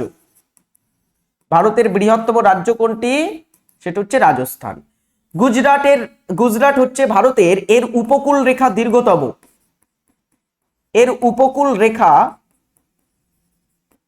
দীর্ঘতম। তো কোন রাজ্যের উপকূল রেখা দীর্ঘতম? গুজরাটের উপকূল রেখা সব থেকে দীর্ঘতম। এই রাজ্যটাকে আমরা গুজরাট বলি। তো গুজরাট রাজ্যটা, এর রাজধানী হচ্ছে গান্ধীনগর। আমি যেগুলোর পাশে স্টার দিচ্ছি তার রাজধানীগুলো একটু মনে রাখবে। গোয়ার রাজধানীটাও খুব ইম্পর্টেন্ট।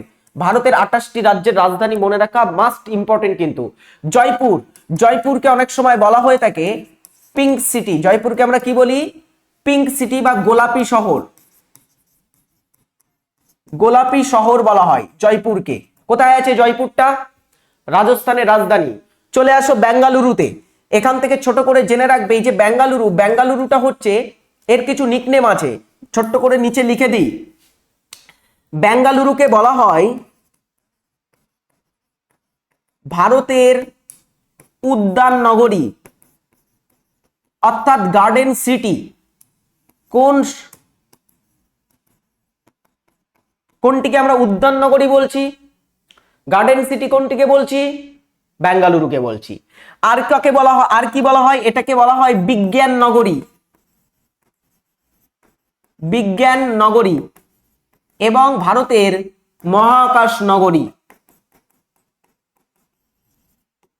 বিভিন্ন নাম দেওয়া হয়ে থাকে এটাকে, বুঝেছো? বিভিন্ন নাম দেওয়া হয় বেঙ্গালুরুকে। আচ্ছা, এরপরে হচ্ছে মধ্যপ্রদেশ। মধ্যপ্রদেশ, এখানে বনভূমি খুব বেশি। বনভূমি বেশি হচ্ছে মধ্যপ্রদেশে, খুব বেশি আছে। বিহার রাজ্য পশ্চিমবঙ্গের প্রতিবেশী, রাজধানী পাটনা। বিহার থেকে তেমন কিছু জানতে হবে না। ছত্তিশগড় রাজ্য রায়পুর এর রাজধানী।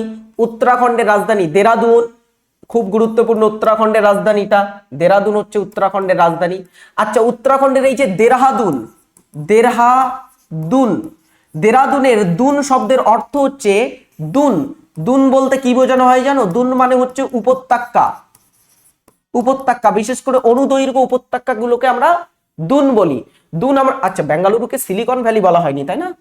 সিলিকন ভ্যালি ভুলে গেলাম, সিলিকন ভ্যালি বলা হয়, ভারতের সিলিকন ভ্যালি বেঙ্গালুরুকে বলা হয়। আচ্ছা নেক্সট হচ্ছে কি উত্তরপ্রদেশ, এর রাজধানী হচ্ছে লখনৌ। এই যে উত্তরপ্রদেশ আছে, উত্তরপ্রদেশটা হচ্ছে ভারতের জনবহুল রাজ্য, ভারতের জনবহুল রাজ্যের নাম কি? উত্তরপ্রদেশ। ভ্যালিড পয়েন্টগুলো লিখে দিচ্ছি।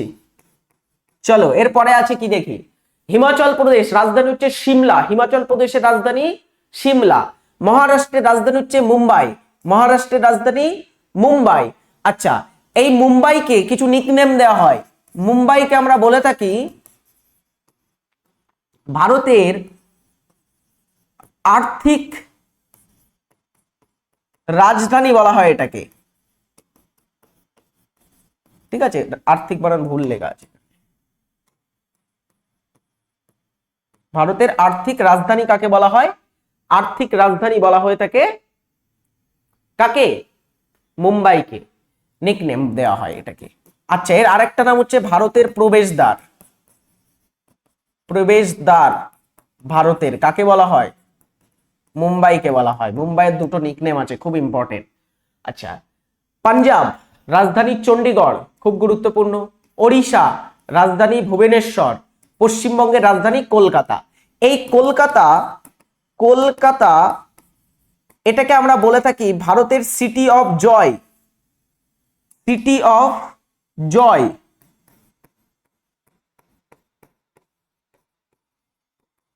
এবং কলকাতাকে অনেক সময় বলা হয় প্রাসাদের শহর,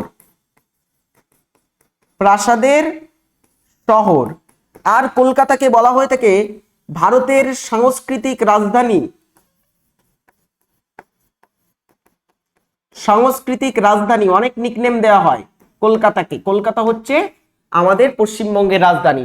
এই কলকাতাটা একটা সময় আমাদের ভারতেরও রাজধানী ছিল, ঠিক আছে?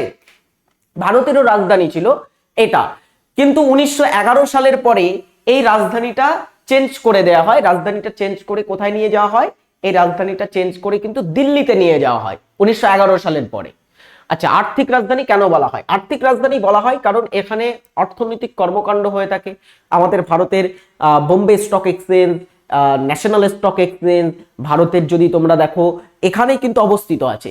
তারপরে ভারতের তুমি যদি দেখো বড় ব্যাংক, হ্যাঁ যেটাকে আমরা বলে থাকি তোমার আরবিআই, ভারতের সমস্ত আর্থিক নীতি প্রণয়ন এখান থেকেই হয়। SEBI, securities and exchange board of India, যেটা আমাদের ভারতের শেয়ার মার্কেট কন্ট্রোল করে, সেটাও কিন্তু আমরা দেখতে পাবো। এগুলো সব ওখানে দেখতে পাওয়া যায়, এই কারণে ওটাকে আমরা বলে থাকি ডিয়ার স্টুডেন্টস আর্থিক রাজধানী। আচ্ছা নেক্সট আরেকটা কি বলা হচ্ছে, হ্যাঁ ওটাকে সিটি অফ ড্রিমস বলা হয়, অনেক নিকনেম আছে, একদমই ঠিক বলেছো। পরেরটা দেখি, অরুণাচল প্রদেশ, রাজধানী হচ্ছে ইটানগর, ভারতের পূর্বতম রাজ্য, ভারতের পূর্বতম রাজ্যের নাম এটা। আচ্ছা পরেরটা হচ্ছে আসামের দিসপুর, ভেরি ইম্পর্টেন্ট। আসাম রাজ্য চা উৎপাদনে, উৎপাদনে ভারতে প্রথম হচ্ছে অসম, খুব বেশি পরিমাণে চা উৎপাদন করে থাকে। মণিপুরের রাজধানী ইম্ফল, মেঘালয়ের রাজধানী শিলং, মিজোরামের আইজল, ভেরি ইম্পর্টেন্ট এটা। নাগাল্যান্ডের কোহিমা, সিকিমের গ্যাংটক, ত্রিপুরার আগরতলা। নর্থ ইস্টের গুলো খুব মুখস্থ করতে হবে, আমি যেগুলো স্টার দিচ্ছি নর্থ ইস্টের রাজধানীগুলো খুব ইম্পর্টেন্ট, বুঝেছো? চলো এরপরে ভারতের কিছু কেন্দ্রশাসিত অঞ্চল, যেমন আন্দামান নিকোবর দ্বীপপুঞ্জ। এই যে আন্দামান নিকোবর দ্বীপপুঞ্জ, এর রাজধানী হচ্ছে কি শ্রীবিজয়পুরম। এটার পূর্ব নাম বললাম আমি একটু আগে, কি ছিল? পোর্ট ব্লেয়ার। দাদরা নগর হাভেলি দমন দিউ এইখানে অবস্থিত আছে, দাদরা নগর হাভেলি এবং দমন দিউ। এই দুটো অংশকে একত্রে একটা কেন্দ্রশাসিত অঞ্চল হিসেবে পরিণত করা হয়েছে। এই অংশটাকে আমরা অনেক সময় বলে থাকি ভারতের একটা কেন্দ্রশাসিত অঞ্চল। গুজরাটে অবস্থিত আছে দাদরা নগর হাভেলি দমন দিউ। এই দুটোকে একত্রিত করে একটা কেন্দ্রশাসিত অঞ্চল করা হয়েছে, যার নাম হচ্ছে ডিয়ার স্টুডেন্টস দাদরা নগর হাভেলি দমন দিউ। রাজধানী হচ্ছে দমন, ভেরি ইম্পর্টেন্ট। দিল্লি, রাজধানী নতুন দিল্লি। জম্মু কাশ্মীর, লাদাখ, এই দুটো কেন্দ্রশাসিত অঞ্চল 2019 সালে গঠন হয়। এই দুটো কেন্দ্রশাসিত অঞ্চল 2019-এ গঠন। জম্মু কাশ্মীরের রাজধানী শ্রীনগর, লাদাখের রাজধানী লে। লাক্ষাদ্বীপের রাজধানী কাভারাত্তি। পুদুচেরি, পুদুচেরি ব্রিটিশ ভারতে বা যখন আমাদের ভারতবর্ষ পরাধীন ছিল তখন এটা ফ্রেঞ্চ কলোনাইজের আন্ডারে আসতো, মানে ফরাসিদের এখানে কলোনাইজ ছিল, ফরাসিরা এখানে কিন্তু শাসন করত। তো এই ফরাসিদের শাসনকৃত অংশগুলোকে পন্ডিচেরি বলা হতো। পরবর্তীতে সেই পন্ডিচেরিটাকে স্বাধীন করে দেওয়া হয়, হয়ে যায় বর্তমানে পুদুচেরি। পুদুচেরি। আচ্ছা, এরপরে হচ্ছে চণ্ডীগড়, রাজধানী চণ্ডীগড়। চণ্ডীগড় তাহলে কি? চণ্ডীগড় হচ্ছে দুটো রাজ্যের রাজধানী, সাথে সাথে নিজে একটা কেন্দ্রশাসিত অঞ্চল। ভালো করে বোঝো। তার রাজ্যগুলো ম্যাপে উল্লেখ করে দিন, দেবো ম্যাপে উল্লেখ করে। এই যে রাজ্যটাকে দেখতে পাচ্ছ, এই রাজ্যটাকে দেখতে পাচ্ছ নর্থ ইস্টে, এটাকে বলা হয় মিজোরাম রাজ্য। তার পাশে ত্রিপুরা, রাজধানী আগরতলা। মণিপুর রাজ্য, এই যে এটাকে মণিপুর রাজ্য বলা হয়, রাজধানী ইম্ফল। আমি ম্যাপ দিয়ে দেবো, তোমরা দেখে নিও, আমি একটা একটা করে দেখাবো না, ম্যাপটা তোমাদের পিডিএফ এ দিয়ে দেবো, তোমরা নিজেরা দেখে নিও, ঠিক আছে? দেখে নিতে পারবে নিশ্চয়ই। চলো আজকের ক্লাস এখানেই শেষ করব, তেমন কিছু আর আমাদের নেই, মোটামুটি সবকিছু শেষ। এটা একটু দেখে রাখবে আরেকবার ভালো করে, ভারতের বৃহত্তম রাজ্য রাজস্থান, ভারতের ক্ষুদ্রতম রাজ্য গোয়া, সবচেয়ে জনবহুল রাজ্য উত্তরপ্রদেশ, সবচেয়ে জনবিরল মানে যেখানে কম জনসংখ্যার মানুষ বসবাস করে সেটা হচ্ছে সিকিম, সবচেয়ে ভারতের নবীনতম রাজ্য তেলেঙ্গানা, ভারতের সর্বাধিক বনভূমি আছে মধ্যপ্রদেশে, দীর্ঘতম উপকূল রেখা গুজরাটের। তো লিখে দিলাম লাস্টে। ক্লাসটি ভালো লাগলে অবশ্যই সকলে কমেন্ট করে জানাবে। আজকের ক্লাসটা আমি এখানেই শেষ করছি, আশা করি